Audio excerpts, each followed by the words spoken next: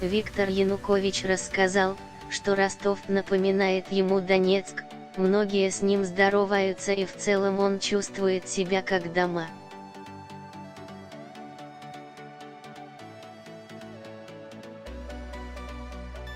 Он упомянул об этом на пресс-конференции в Ростове, в ходе которой, напомним, он заявил, что его развели как лоха.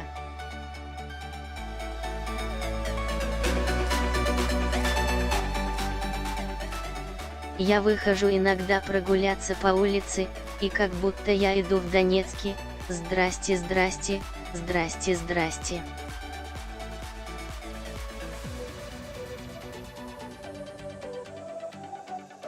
Это Ростов сегодня. Реально, куда ни глянь, там украинцы в Ростове, рассказывает Янукович.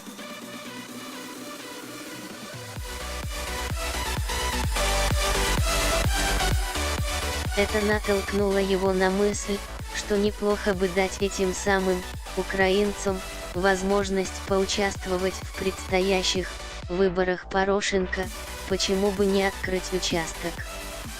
Почему бы не проявить доброжелательность к людям? Они волнуются за будущее своих детей, они мечтают вернуться на родную землю.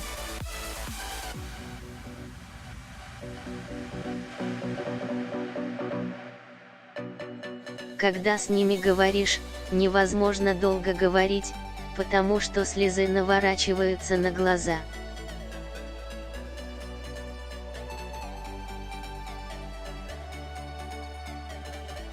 Люди очень эмоционально говорят, я наслушался всякого, и обвинений, и пожеланий, и всего-всего, сказал он.